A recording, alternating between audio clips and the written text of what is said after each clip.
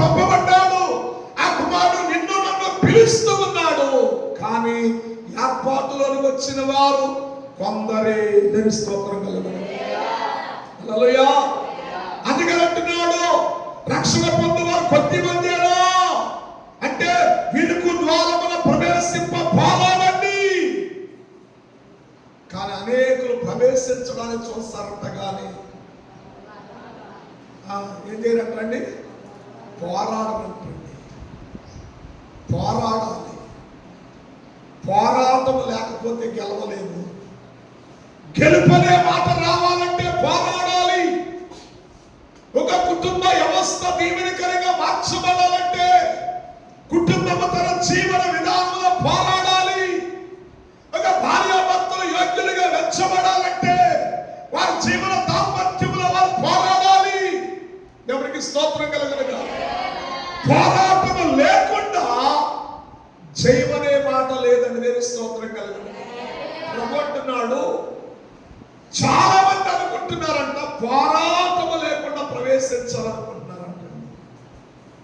ఏమి లేకుండా? పోరాటము లేకుండా. దేవుని స్తోత్రం కలుగును.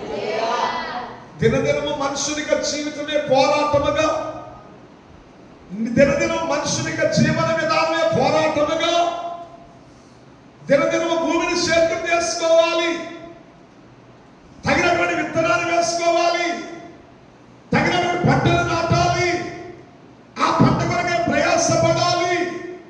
దినదినం ఆ పంట కొరకై పంటను కాపాడటానికి ఆ నాటి వ్యక్తి పోరాడుతూ ఉంటాడు. ఆ పోరాడులాడే విలువైన పంటని ప్రియమైన బిడ్డ సేద్యం చేసుకుంటాడు. దేవుని స్తోత్రం కలుగును. మీరు అంటున్నాడు, రక్షణ పొందాలి అంటే నా మార్గం ఎలాంటిదంటే చాలా విరుకైనది, నువ్వు ఊహించినంత సులువైనది కాదు, నువ్వు అనుకున్నంత తేలికైనది కాదు. ఈ లోకములో ఒకరు ఎంబడి వెళ్ళిపోవడం సులువే, అది ఆ గమ్యం ఎక్కడో తెలియక మార్గంలో వెళ్ళిపోవడం సులువే. ఈ లోకంలో ఏదో చేయటం అనేది మనుషులకి సులువే, కానీ దేవునికి ఇష్టమైనది చేయటం చాలా కష్టమండి. దేవునికి నచ్చినది చేయటం చాలా కష్టమండి. అందుకనే నా మార్గము విరుకైనది. దేవుని స్తోత్రం కలుగును. హల్లెలూయా. మరి కొద్దిమంది లేక ఎంతమంది ఉంటారు చెప్పండి?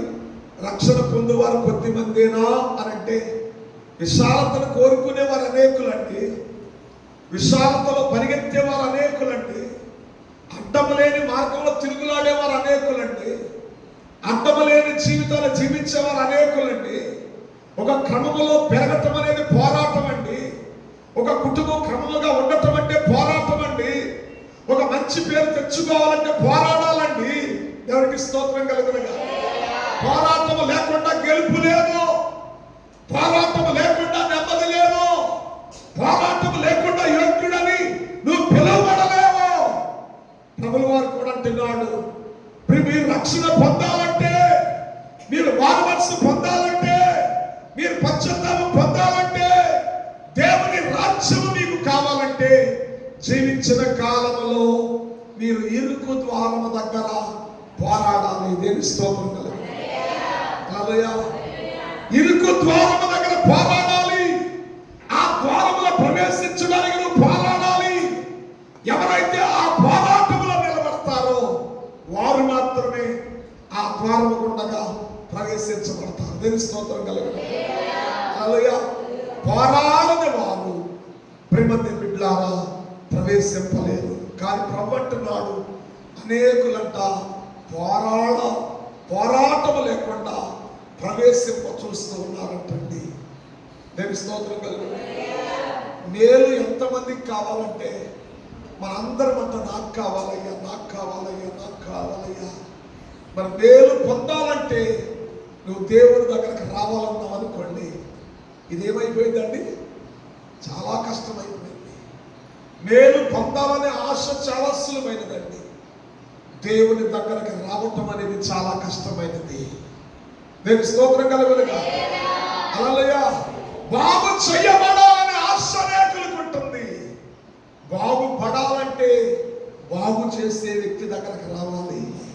దేవుని స్తోత్రం కలుగును. ఒక వస్తువు చెడిపోయిందంటే ఆ వస్తువును తయారు చేసిన వ్యక్తి దగ్గరికి వెళితేనే అది బాగుపడింది. దేవుని స్తోత్రం కలుగును. హల్లెలూయా. అది తయారు చేసిన వ్యక్తి దగ్గరికి వెళ్ళనంత కాలం అది పక్కన బాధవేయబడి ఉంటుంది. అలాగే నిన్ను సృష్టించిన వాడు నీ దేవుడని యెహోవా, అక్కడికి వెళ్ళటం నీకు చాలా విరుకుగా ఉంది. అక్కడికి నువ్వు వెళ్ళటం అది బహు కష్టముగా ఉన్నది. కానీ ప్రభు అంటున్నాడు, ఆ వెళ్ళే ప్రయత్నములో పోరాడాలి. పోరాటములో నిలబడిన వాడు మేలు పొందుతాడు. పోరాటములో నిలిచిన వాడు గెలుపునందుతాడు. పోరాటములో నిలిచిన వాడు దీవించబడతాడు. పోరాటములో నిలిచిన వాడు దేవుని కొరకై ప్రియమైన బిడ్డలారా దీవెన పొందిన వాడిగా మార్చబడతాడు. దేవుని స్తోత్రం కలుగును. హల్లెలూయా, హల్లెలూయా. కనుక ప్రియమైన బిడ్డలారా, అందుకని అనేకులు పోరాటము లేకుండా ప్రవేశింపాలనుకుంటున్నారు. కొంతమంది దేవుని మందిరానికి వస్తారు ఎలాగలా పోరాడి. ఎన్ని సంవత్సరాలైనా ప్రార్థన ఎలా చేయాలో రాదు. ఎన్ని సంవత్సరాలైనా ఒక పాట ఎలా పాడాలో రాదు. ఎన్ని సంవత్సరాలైనా ఒక సంఘం యొక్క ఆత్మీయతలు ఎలా నడవాలో తెలియదు. అంటే అర్థం ఏంటి? ప్రియమైన బిడ్డలారా, ఏదో వస్తున్నావు కానీ నేను ఒక పాట పాడాలి, నేను ప్రభువుని బట్టి, ప్రభు చేసిన మేలుని బట్టి ఆయన ఇంకా గొప్ప కార్యాలు చేస్తాడని ఆయన సన్నిధిలో ప్రార్థించడంలోనికి నేను ఎందుకు మార్చబడకూడదు? నా తోటి వ్యక్తి చేస్తున్నాడు, నేను ఎందుకు చేయకూడదు? అతను చేయగలిగింది ఏంటి, నేను చేయలేనిది ఏంటి? నేనెందుకు చేయలేనని ఎప్పుడైతే పోరాట అనుభవం నీకు వచ్చిందో ఖచ్చితంగా అది నీకు సాధ్యమైంది. దేవుని స్తోత్రం కలుగును. హల్లెలూయా.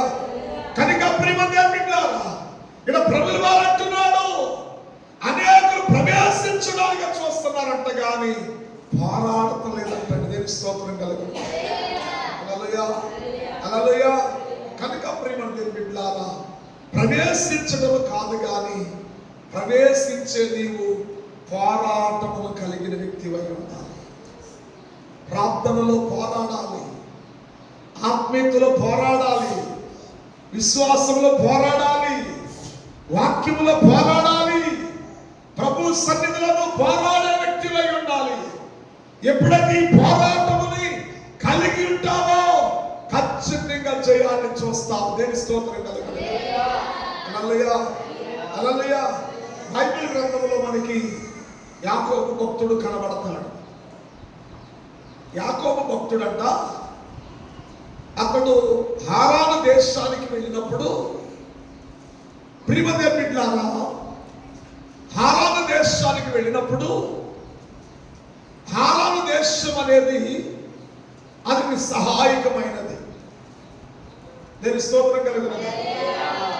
అక్కడికి వెళ్ళి తన మామ అయినటువంటి లాబాను వెంటంట 20 సంవత్సరాలు కొలువు చేశాడంట. ఎన్ని సంవత్సరాలండి? 20. దేవుని స్తోత్రం కలుగును.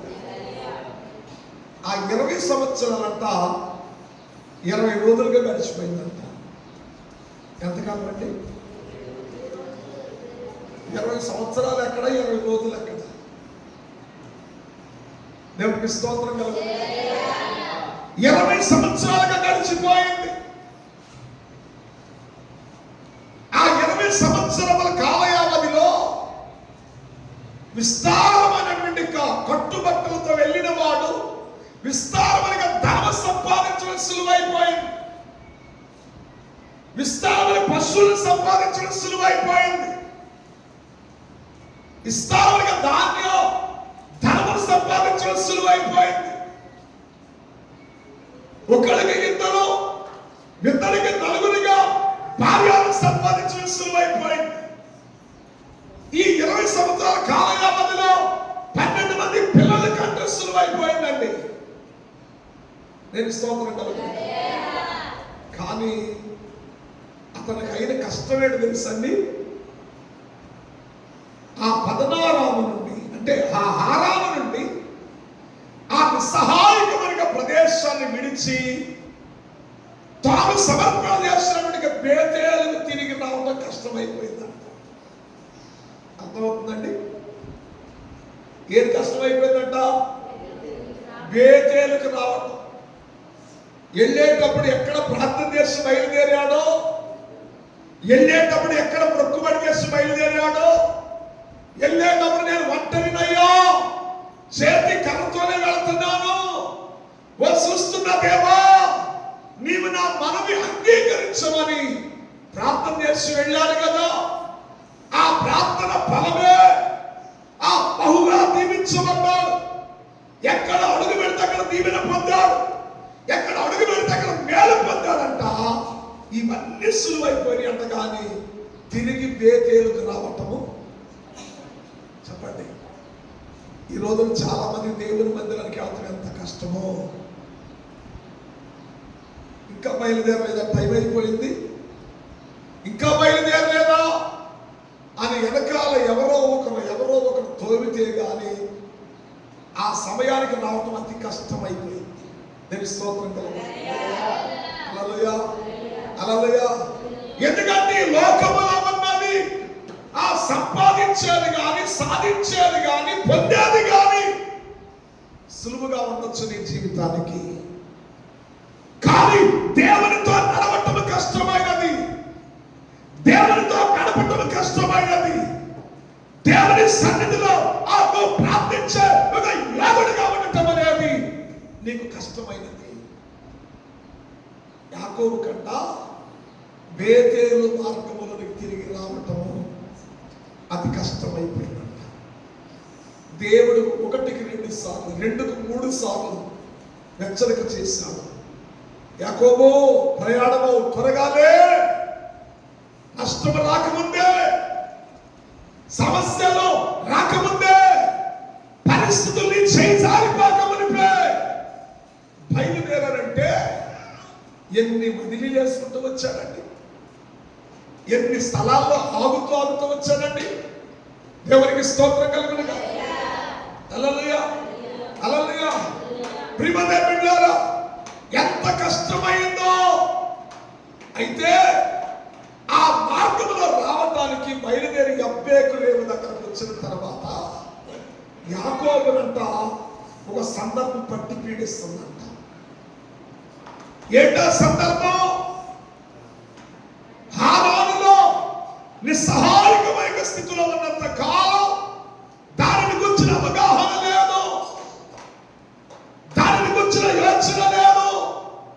ఎప్పుడైతే తిరిగి దేవుని మార్గంలో ప్రయాణం అయ్యాడో తను వెంటాడిన పాపం పట్టుకుందని తెలిసి స్తోత్రం కలుగుతుంది. హల్లెలూయా. మరణమై వెంటాడుతుంది. చూడండి, పాపానికి జీతము మరణము, పాపానికి జీతం మరణం అండి. ఆ పాపం వలన, ఆ పాపము ద్వారా వచ్చిన ఆ మరణ పరిస్థితి అంట ఆయన వెంటాడుతుందంట. దేవునికి స్తోత్రం కలుగుతుంది. హల్లెలూయా. ఆ అబ్బేకు రేవు దగ్గర ఆగిపోయి ప్రియ దేవుడారా అతి భయంకరమైన కష్టతరముగా ఆలోచిస్తూ ఉన్నాడు. ఈ రేవు దాటితే 20 సంవత్సరాలు కొలువు చేసిన కష్టం అనిపించలేదు. ఈ 20 సంవత్సరాలలో ఇంత సంపాదించడం కష్టం అనిపించలేదు. ఈ 20 సంవత్సరాలలో భార్య పిల్లల సంపాదించుకోవడానికి కష్టం అవ్వలేదు. కానీ రేవు దాటము ఏమైంది? ఎందుకో మోసం చేసి వచ్చాను నేను, నా తండ్రి దగ్గర అబద్ధం చెప్పి వచ్చాను, నా తండ్రి ఎదుట నేనే యేసేవునని అబద్ధమాడి వచ్చాను, నా అన్నకు రావాల్సిన దీవెనలను నేను పొందుకుని వచ్చేసాను, నా పాపము నన్ను తరిమే సమయం ఆసన్నమైంది. ఎన్ని సంవత్సరాలుగా నివసించినా ఏ రోజును భయపడలేదు, ఇంత సంపాదించినా ఎక్కడ భయం అనిపించలేదు. ఇప్పుడు ఆ అబ్బేకు రేవు దాటి అనుభవంలో ఇంత సంపాదించి ఇంత విస్తారముగా మేలు పొందిన వాడినై ఈ రేవు దాటి చనిపోతే ప్రయోజనం ఏంటి? కనుక ఇది దాటక ముందే నన్ను విడిపించే దేవుని పాదాలు పట్టుకోవాలి. దేని స్తోత్రం కలుగును. ఎవరు నా పాపము నుండి విడిపిస్తారో, ఎవరు నా పాపము నుండి నన్ను విముక్తి చేయగలుగుతారో ఆ దేవుని పాదాలు పట్టుకోవాలని భార్య, పిల్లలను, నాశనాశీలను కలిగిన సభ్యులంతటిని మొదట రేవు దాటి పంపించేసి ఇతడు ఒక్కడే మిగిలిపోయాడు. దేని స్తోత్రం కలుగును. హల్లెలూయా. ఇతడు ఒక్కడే మిగిలిపోయి ఆ రాత్రి సంధ్యకాల మొదలుకొని తెల్లవారు ఏం చేస్తున్నాడండి? ఏం చేస్తున్నాడంట? ప్రార్థించడం మొదలు పెట్టాడు. ఎందుకు? ఇప్పుడు ఈ రాత్రి అంతా ఎందుకు పోరాడాల్సి వచ్చింది చెప్పండి.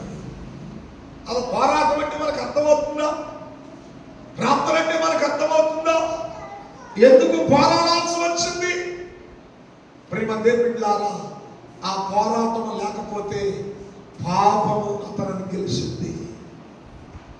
అంటే నీలో పోరాటం అనేది లేకపోతే, విశ్వాస సంబంధమైన పోరాటము, వాక్య సంబంధమైన పోరాటము, దేవుని ఆజ్ఞ సంబంధమైన పోరాటము, దేవుని అనుసరించి నడవగలిగిన ఆ విధానంలో పోరాడకపోతేనంట. ప్రార్థన అంటే ఏదో నేల సల్లాటగా చేయటమే కాదు. నువ్వు గెలవాలంటే, నీ జీవితం యోగ్యముగా మారాలంటే, నీ కుటుంబం యోగ్యముగా కట్టబడాలంటే, ఎప్పుడైతే విశ్వాసం అనే పోరాటములో, ఆ నీ వ్యక్తిగత జీవన విధానం అనే ప్రార్థన అనే పోరాటములో నువ్వు పోరాడగలుగుతావో ఖచ్చితంగా దేవుడు నిన్ను గెలిపించడానికి సంసిద్ధుడై ఉన్నాడు. నేను స్తోత్రం కలుగును. చిన్న బాధ వస్తే దాన్ని చూసి వణికిపోతున్నావే, చిన్న సమస్య వస్తే దాన్ని చూసి వణికిపోతున్నావే, చిన్న నష్టము జరిగితే దాన్ని చూసి వణికిపోతున్నావే. కానీ ప్రభు దగ్గర పోరాడితే, ఆయన పాదాల దగ్గర ఆ పశ్చాత్తాపములై పోరాడితే ఆయన నిన్ను గెలిపించడా చెప్పండి. ఆ పోరాటం లేకే ఓడిపోతున్నాం. ఆ పోరాటం లేకే దినదినము బలహీనమైపోతున్నాం. దేని స్తోత్రం కలుగును. సంధ్యకాల మొదలు తెల్లవారు పోరాడుతుంటే ఇంకెంతవరకు పోరాడుతాడు, ఇంకెంతవరకు పోరాడుతాడంటూ తెల్లవారిపోతుంది. వదిలేయి, నువ్వు నన్ను దీవిస్తేనే వదులుతాను, నువ్వు ఒక మాట ఇస్తేనే నేను విడిచిపెడతానంటున్నాడు. ఈ పట్టు ఎంతవరకు ఉంటుందోనని ఆ చేతి కర్ర తీసుకున్నంట తొడగూటి మీద కొడితే ఆ తొడగూడంట ఆ వసిలిందంటండి, విరగలేదు. ఏమైంది? వసిలిందంటే దాని స్థానం తప్పుకుని జారించేసింది. నేను స్తోత్రం కలుగును. ఇప్పుడు ఆ బాధ ఎలా ఉంటుంది చెప్పండి.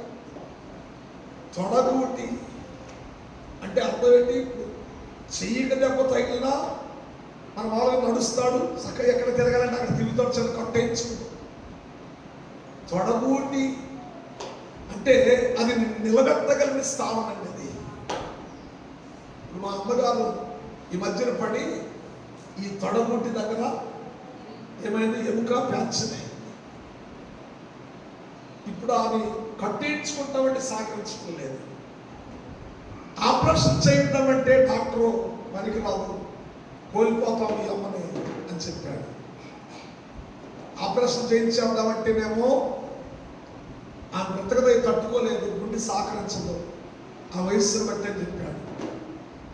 సరే అలాగే తట్టుకుంటే ఆ వంకరగా ఎలాగలా చెట్టు అయింది అని ఎవరో చెప్తే అలా కట్టేయిస్తే అది ఆ కట్టును సహకరించలేదు. ఇప్పుడు ఆమె కాలు అలా చిన్నగా కదిపితే చాలా బాధపడిపోతుంది, చాలా బాధ అనిపిస్తుంది, తట్టుకోలేనంతగా బాధపడుతుంది. నాకు ఆ సందర్భం చూసినప్పుడు ఇక్కడ యాకోబు గుర్తొస్తున్నాడు. యాకోబు తొడగొట్టి వసిలింది అంటే ఆ బాలు కూర్చునే స్థానం ఏమంటే జారి కిందకు వచ్చేసింది. ఇప్పుడు ఎలా ఉంటుంది? ఏమన్నా అది ఇరిగిపోయింది, అది జారిగిపోయింది కనుక, ఆ తొడగొట్టి వసిలింది కనుక అక్కడ కూర్చుంటే ఏమన్నా పోరాడుతున్నాడా చెప్పండి? ఆ మనుషుడు ఏం చేస్తున్నాడు? ఇటు అటు తిరుగుతున్నాడంట. ఇటు అటు తిరిగే క్రమంలో ఆ రెండు పాదాలకి ఇలా పట్టుకుని ఆ కాళ్ళు పట్టుకునంట ఆయన ఎటు వెళితే అటు ఏమవుతున్నాడండి? ఆ నిలకడ కోల్పోయిన కాలుని వేలాడేసుకుని ఒక కాలుతో బలము తెచ్చుకుని ఏం చేస్తున్నాడు? ఇటు అటు దొరులుతూ తిరుగుతున్నాడు. కానీ ఆయన పాదాలు మాత్రం విడిచిపెడుతుంది. మాకు గుర్తించుకోండి. దేని స్తోత్రం కలుగు. ఆయన పట్టుకున్న పట్టులు మాత్రం వదిలిపెడతలే. సరే, ఇటు అటు దొరులాడుతుంటే, ఇటు అటు తిరుగులాడుతుంటే ఇప్పుడు బాగున్న కాలువలాగా సమ్మగా ఉంటుంది ఆయనకి. ఎంత బాధ! ప్రాణము పోయి ప్రాణం వచ్చినంతగా అయిపోయింది. దేని స్తోత్రం కలుగు. హల్లెలూయా. ప్రాణము పోయి అంటే ప్రాణమే పోలేదు కానీ, చెప్పండి, ప్రాణమే పోలేదు కానీ ప్రాణము పోయి వచ్చినంతగా విలవిలలాడిపోతున్న పరిస్థితులలో కూడా ఎందుకు దేవుని పాదాలు వదలలేదు? చెప్పండి, ఎందుకు వదలదు? మీకు అర్థమవటానికే నేను ఇడమర్చి మాట్లాడుతున్నా. ఎందుకు ప్రాణము పోయినంతగా విలవిలలాడుతున్నా ఆయన పాదాల పట్టుకుని ఏలికలాడుతూ అట్టెడితే అటు ఇట్టెడితే ఇటు అలా దొర్లుకుంటూ తిరుగుతున్నాడే. కాలు ప్యాచరైతే అలా కదిపితే అల్లాడిపోతున్నారే. మరి అలాంటి పరిస్థితుల్లో ఆ దొర్లుకుంటూ తిరుగుతున్నా పట్టు మాత్రం వదలకుండా వేలాడుతూ పాదములు ఎవరు తిరుగులాడుతున్నాడు కదా. కారణం ఏంటి? ప్రాణము పోయినంతగా వస్తున్న బాధనే తట్టుకపోతే ఆయన పాదాలు వదిలేసిన క్షణములోనే ప్రాణము పోయింది. దేని స్తోత్రం కలుగును. హల్లెలూయా. అర్థమవుతుందండి? దేవుని వదిలేసిన మరుక్షణమే శత్రువు నీ మీద అటాక్ చేస్తాడు. దేవుని వదిలేసిన పట్టు వదిలేసిన మరుక్షణమే నీ పాపమును నీ మీద నేరస్థాపన చేసి నిన్ను మరణానికి అప్పగించాలని వాడు చూస్తున్నాడు. పాపమును జయించి మరణాన్ని గెలవాలంటే మరణము నొందినంతగా శ్రమపడినా పర్లేదు, పట్టు విడవక ప్రార్థించే వ్యక్తివై ఉండాలి. దేవుని స్తోత్రం చెప్పు. హల్లెలూయా. అందుకని ఏప్రిల్ రాసిన పత్రిక అంటున్నాడు, 12:4 ఏప్రిల్ రాసిన పత్రిక 12:4 మీరు పాపముతో పోరాటంలో దేవునికి స్తోత్రం కలుగునుగా. మీరు పాపముతో పోరాటములో రక్తము కారునంతగా దానిని మీరు ఎదిరింపలేదు. అంటే ఇదేంటయ్యా, యేసు ప్రభులు వారు ఒకసారి రక్తం కార్చాడు కదా, మళ్ళా రక్తము కారునంతగా అంటున్నాడు ఏంటి అని అనుకుంటున్నారా? ఒకసారి నీతిమంతుడు రక్తము కార్చిన తర్వాత ఇంకా మరణ ఎవరు రక్తం కార్చాల్సిన పని లేదు. ఒకసారి మానవ పాపము కొరకై ప్రభువు యేసుక్రీస్తు వారు కల్వరిలో ప్రాయశ్చిత్తం చేసిన తర్వాత ఇంకెవరో ప్రియదేవుడు మానవ పాపము కొరకై ప్రాయశ్చిత్తం అవసరం లేదు. మరి అలా చెప్పి మరి రక్తము కారణంగా మీరు పోరాడలేదంటున్నాడు ఏంటి అని అనుకుంటున్నారా? కానీ దేవుని వాక్యం అంటుంది, ఆయన రక్తమును కార్చాడు నీ కొరకై. ఆయన ప్రాణమును కూడా పోగొట్టుకున్నాడు. ఎందుకంటే తిరిగి తెచ్చుకునే అధికారం ఆయనకు ఉంది కనుక మన కొరకై ఆయన రక్తమును కార్చాడు, ఆయన ప్రాణము పెట్టాడు. ఆ శాపాన్ని పాతాళములో విడిచిపెట్టి ఆయన సజీవుడిగా తిరిగి లేచాడు. దేవునికి స్తోత్రం కలుగును. మరి ఇక్కడ ఏమంటున్నాడు అని అంటే, ఇప్పుడు నీ ఆత్మీయ స్థితి ఎలా ఉండాలి? నీ కొరకు ఆల్రెడీ ప్రాణం పెట్టాడు, నీ కొరకు ఆల్రెడీ రక్తము కార్చాడు కనుక నువ్వు ప్రాణం పెట్టాల్సిన పని లేదు, నువ్వు రక్తము కార్చాల్సిన పని లేదు. కానీ నీ పోరాటం ఎలా ఉండాలంటే ప్రాణము పోయిన అర్థమైందండి? ప్రాణం పోయినంతగా. నీ పోరాటం ఎలా ఉండాలంటే రక్తము కాచినంతగా ఉండాలి, కానీ కాచవసరం లేదు. దేవుని స్తోత్రం కలుగును. ఎంతగా పోరాడాలి? రక్తము కారునంతగా. రక్తము కారునంతగా పోరాడాలంట. రక్తం కాచవసరం లేదు. ప్రాణము పోయినంతగా నువ్వు పోరాడాలి, కానీ ప్రాణం పెట్టాల్సినంత అవసరం లేదు. ఎందుకని? నీ కొరకు ఒక నీతిమంతుడు ప్రాయశ్చిత్తం చేశాడు. దేవునికి స్తోత్రం కలుగును. అందుకని యాకోబు అక్కడ ప్రాణము పోయినంతగా ఆ శ్రమ పడుతూ పెనుగులాడుతూ తిరిగాడండి. కానీ దేవుని మాత్రం చెప్పండి, సరే నువ్వు మాట సెలవిస్తావు, ఇరవై తర్వాత విషయం కాదయ్యా, అసలు నేను ఈ బాధ తట్టుకోలేకపోతున్నాను, ఈ బాధ నేను భరించలేను, ఆ నిగటిలతో నేను ఎక్కడ నిలుచుకుంటూ వస్తాను, కాలు కదిలితే ప్రాణం పోయినంత ధైర్యం చేస్తుంటే అని వదిలేశాడా? వదలలేదు. అందుకే ప్రభువు వారు ఇక్కడ చెప్పిన మాట, నా మార్గం విరుకైనది. విరుకు ద్వారము గుండగా నువ్వు ప్రవేశించాలంటే లోకములో ఉన్నంత విశాలత నీకున్నదు. లోకములో ఉన్నంత ఇష్టానుసారమైన జీవితము నా దగ్గర ఉండదు. దేవి స్తోత్రం కలుగును. నా మార్గం చాలా విరుకైనది.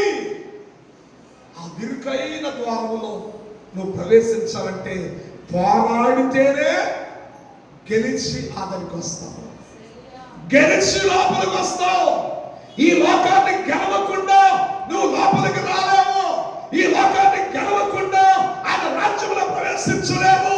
ఈ లోకాన్ని గెలవకుండా ఆయన నీతిని నువ్వు కలిగి ఉండలేవు. దానికి స్తోత్రం కలుగును. హల్లెలూయా. ఈ లోకాన్ని గెలిస్తేనే, ఈ పోరాటంలో ప్రాణాలు పోయినంతగా నీవు నిలబడగలిగితేనే దేవుని రాజ్యాన్ని సొంతం చేసుకోగలుగుతావు. దేవుని స్తోత్రం కలుగును. హల్లెలూయా.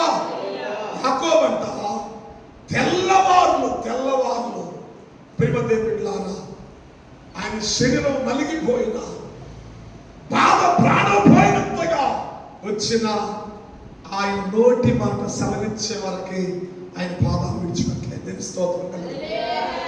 హల్లెలూయా. హల్లెలూయా. అని రాయబడిన మాట 32వ అధ్యాయం 28వ వచనంలో ఒక చక్కటి మాట రాయబడి ఉంది. ఆదికాండంలో నువ్వు దేవునితోను మనుషులతోను, దేవునికి స్తోత్రం కలుగును. భూసంబంధమైన ఆశీర్వాదాల కొరకై మనుషులతో పోరాడి గెలిచావు. దాన్ని స్థిరపరచుకోవడానికి, ఆ స్థిరుడిగా వెచ్చబడి పరిశ్రమల ఆశీర్వాదాన్ని పొందటానికి దేవునితో పోరాడి గెలిచిన వాడవై ఉన్నావు. దేవుని స్తోత్రం కలుగును. హల్లెలూయా. అని దేవుడు యాకోబును గురించి సాక్ష్యం ఇచ్చాడు. అందుకని ఈ లోకంలో ఏదైనా చేస్తావండి. నీవు ఎక్కడికి వెళ్ళమంటే వెళ్తావు, ఏది చేయమంటే చేస్తావు, ఎక్కడ తిరగమంటే అక్కడ తిరుగుతావు, ఎక్కడ ఉండమంటే ఉంటావు. కానీ దేవుని మందిర విలువను మాత్రం చెప్పండి అక్కడ ఓడిపోతాం. ఎందుకని? ఇప్పుడు అందుకని యాకోబు తండ్రిని మోసగించేటప్పుడు, తండ్రి దగ్గర అబద్ధం చెప్పేటప్పుడు సులువు అనిపించు, అన్నను మోసగించేటప్పుడు సులువు అనిపించు, అక్కడ నుంచి బయలుదేరి హారానికి వెళ్ళటానికి సులువు అనిపించు, అక్కడికి వెళ్ళి మామ దగ్గర ఆ నటించిన జీవితంతో తన ప్రయత్నం తను చేయడానికి సులువు అనిపించు. 20 సంవత్సరాలు ఏ మాత్రం కష్టం లేకుండా 20 రోజులుగా గడిచిపోవడానికి సులువు అనిపించింది. కానీ తిరిగి వాగ్దానం చేసిన స్థలానికి రావడం చాలా కష్టం అనిపించింది. ఎందుకని? లోకం ఒప్పుకోదు. లోకం ఒప్పుకోదు. లోకం ఒప్పుకోదండి. ఒక నీతి మార్గంలో వెళ్ళటానికి లోకం ఒప్పుకోదు. ఒక మంచి మార్గంలో ఉండటానికి లోకం ఒప్పుకోదు. నువ్వు ఒక మంచి భవిష్యత్తుని పొందాలని ఆశపడటానికి లోకం ఒప్పుకోదు. నిన్నట్లయిన దారి మళ్లించడమే లోకం యొక్క ఉద్దేశం. దాని స్తోత్రం కలుగును. హల్లెలూయా. అందుకని ఈ లోకాన్ని జయించాలంటే నువ్వు ప్రార్థనలో పోరాడాలి. యాకోబులాగా ప్రార్థనలో పోరాడాలి. ఎంతగా పోరాడాలి తెలుసండి? ప్రాణము పోయి అవసరమైతే ప్రాణం పోయినంతగా దేవుని కొరకు పోరాడితే గెలుస్తాం. దేవుని స్తోత్రం హల్లెలూయా హల్లెలూయా. కనుక ప్రియమైన దేవుని బిడ్డలారా, అందుకని రక్షణ పొందువారు కొద్ది మందేనా అని ప్రభుల వారిని అడిగితే ఆయన అంటున్నాడు, విరుకు ద్వారమున ప్రవేశింప పోరాడండి. అనేకులు ప్రవేశింప చూస్తారంట, కానీ పోరాడకపోతే నీకు వచ్చేదేంటి? ప్రార్థనలో పోరాడాలి. తిమోతి అంటాడు, 1 తిమోతికి రాసిన పత్రిక 6వ అధ్యాయము 12వ వచనం అంటాడు, విశ్వాసములో పోరాడు. ప్రియకుమార తిమోతి, విశ్వాసములో పోరాడు. దేవునికి స్తోత్రం కలుగును. హల్లెలూయా హల్లెలూయా. ఏమన్నాడండి? నీ పోరాటం ఏమై ఉండాలంట? విశ్వాస సంబంధమైందా, లోక సంబంధమైందా? ఆత్మ సంబంధమైందా, లోక సంబంధమైందా? వాక్య సంబంధమైందా, లోక సంబంధమైందా? నీ విశ్వాసానికి ఉన్న ఆ పోరాటం అంటే ఒకసారి ఆలోచించాయి. ఒక మనుషుడు పరిగెత్తమంటే ఎంత దూరం అని పరిగెత్తుతున్నావుగా? దేవుడు పరిగెత్తమంటే పరిగెత్తుతున్నావా? ఒక మనుషుడు చేయమంటే ఏది చేయమంటే చేస్తున్నావుగా? దేవుడు చేయమన్నది సులువైనా చేస్తున్నావా? ఈ పోరాటము విశ్వాస సంబంధమైనదైతే మంచి పోరాటాన్ని గుర్తించి పోరాడు. దేవుని స్తోత్రం కలుగును. హల్లెలూయా హల్లెలూయా. కనుక నీ విశ్వాసమైనది మంచి పోరాటమై ఉండాలి. ఆ మంచి వాళ్ళని యేసుని గురించిన పోరాటమై ఉండాలి. ప్రభువుని గురించి ప్రకటించే విషయంలో కానీ, ప్రభువుని గురించి సాక్ష్యం ఇచ్చే విషయంలో కానీ, ప్రభు కొరగా నిలబడే విషయంలో కానీ నీ పోరాటము మంచిదై ఉండాలి. దేవుని స్తోత్రం కలుగును. నీ పోరాటము మంచిదైతే ఖచ్చితంగా నువ్వు దీవెనకరంగా మార్చబడతావు. నీ పోరాటం దేవుని దృష్టికి మంచిది కాదనుకో, నీవెంత ప్రయాసపడినా చెప్పండి, మన పోరాటం ఏమై ఉండాలి? అందుకని మనం పోరాడేటప్పుడంట మన పోరాటము అది దేవునికి ఇష్టమైనదా కష్టమైనదని చూసుకుని పోరాడాలంట. వాక్య సంబంధమైనదా కానిదా, విశ్వాస సంబంధమైనదా కానిదా, దేవునికి ఇష్టమైనదా కానిదా అని చూసుకుని పోరాడితే ఆ మంచి విశ్వాస సంబంధమైన మంచి పోరాటము ద్వారా నీవు నీ సాక్ష్యము స్థిరపరచబడింది. దేని స్తోత్రం. హల్లెలూయా హల్లెలూయా. మరొక మాటలు మనం చూస్తే నెహెమ్యా గ్రంథములో 13వ అధ్యాయంలో 11వ వచనంలో ఒక చక్కటి మాట రాయబడి ఉంటుంది. నెహెమ్యా అంట మందిర సంబంధమైన పోరాటం పోరాడని ఉంటుంది. చదవండి ఒకసారి 13వ అధ్యాయం 11వ వచనం నెహెమ్యా గ్రంథము.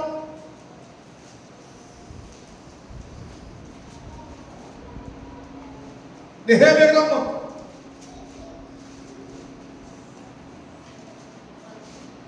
చూస్తారు 13:11. నేను అధిపతులతో పోరాడి దేవుని మందిరమును ఎందుకు లక్ష్య పెట్టలేదని అడిగి వారిని సమకూర్చి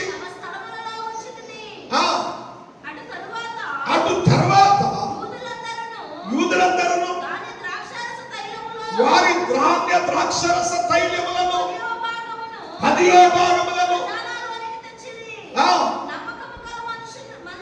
మనుషులను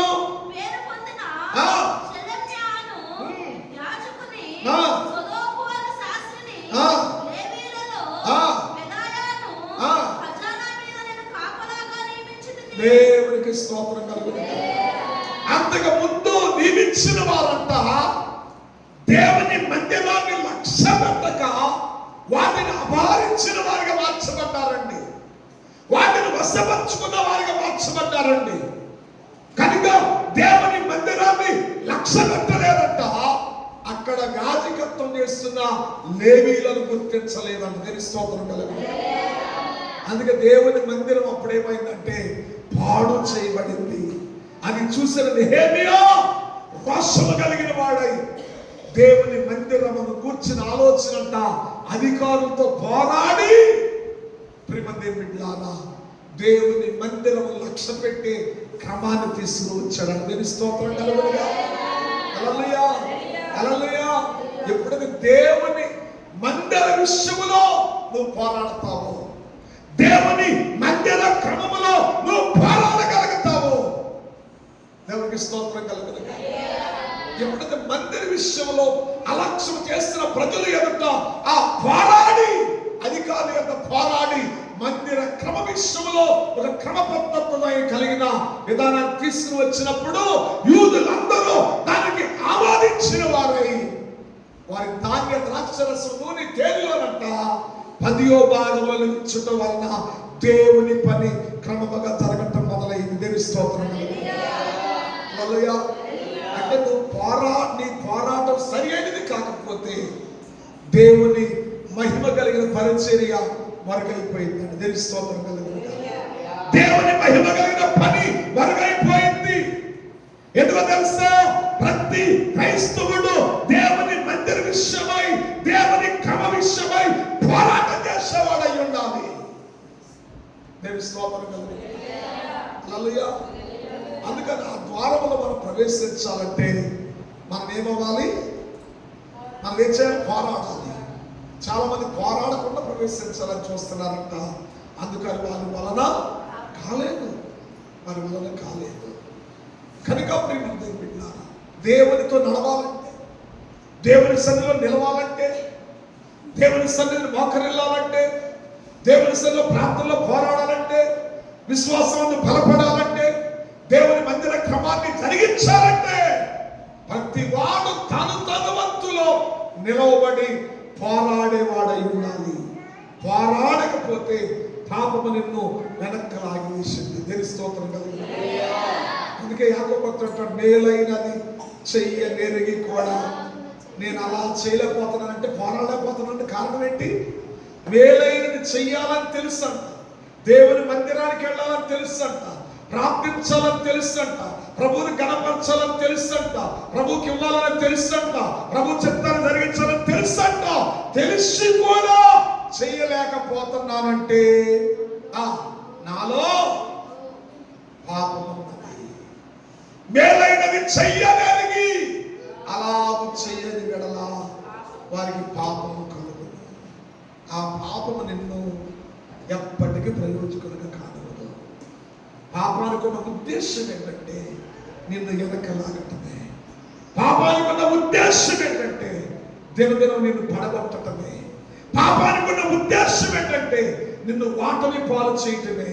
పాపానికి ఉన్న ఉద్దేశం ఏంటంటే నిన్ను చింత కలిగిన వాడిగా చేయటమే. పాపానికి ఉన్న ఉద్దేశం ఏంటంటే భయంతో బ్రతికేవాడిగా చేయటమే. పాపానికి ఉన్న ఉద్దేశం ఏంటంటే నిన్ను ఎప్పటికీ ప్రయోజకుడిని కానవదో.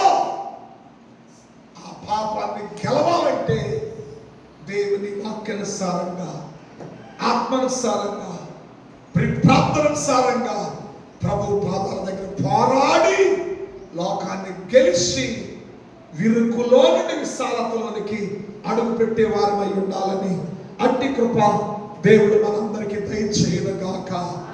యాకోబుకి దయచేసిన దేవుడు మనకి దయచేయునుగాక. నెహెమ్యాకి దయచేసిన దేవుడు ఆ మందిర క్రమమున దేవుడు నీకు దయచేయునుగాక.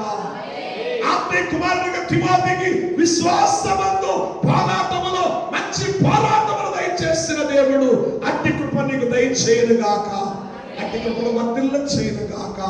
దేవుడి మాటలు దీవించునుగాక. ఆమేన్. ప్రార్థన చేసుకుందాం. తలలు వంచండి. ప్రార్థన. ప్రేమ కలిగిన మా తండ్రి, జీవాధిపతి, నీ కొందనాలు చెల్లిస్తున్నా.